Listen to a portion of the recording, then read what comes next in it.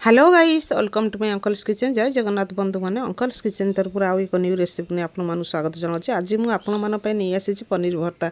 पनीर भर्ता बनवाई प्रथमे पनीर सहित अदा कंचा लंका जीरा डालचीनी महू पकईकि भल भाव ग्राइंडिंग करदे। देखो मुझे भल भाव ग्राइंडिंग कर सारापर एमती प्लेन डोटा रखिए।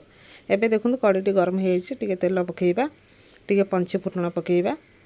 एबे देखो किसी कड़ी पत्ता कटा पियाज पकईकि टे ब्राउन कलर हवा जाए पियाजटा को आम भाजवा। गाइस पियाजटी मोर भल भाव भाजी हो गला। एबे टिके आम टमाटो कटा टमाटो पकईवा पकईकि आउ टे किछि समय टिके भाजवा। जेहेतु आम टमाटो पचे टमाटोटी मेल्ट हाँपाई आम टिके लुण पकईवा।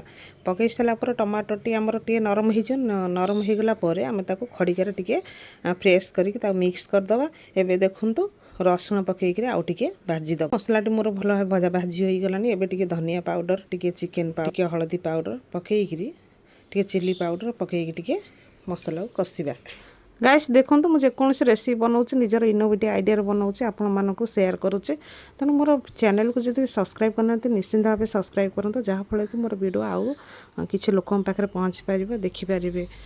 देखो गाइस मु सब गुंड मसला पकई देछि टिके पानी देबे जेहेतु गुंड मसलाटा पड़ी ना पोड़ी जीव। एबे देखो मसला सहित मोर गुंड मसला भल भाव कषि हो गलानी। एबे आमे पेस्ट कर रखिथिबा पनीर की पकईबा।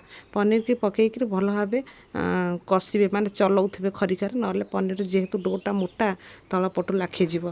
तेणु आपण मैंने पनीर रु जेपरी पानी मरिबा जाए आपण मैंने एमती खरिका को बुलाई चलुथिबे। देखो केमती मसलाटा मोर जिते कषि हो सेते ऊपर को तेल टाइप टे बाहर। देखो अलरेडी मोर पनीर भर्ता बनीगलानी।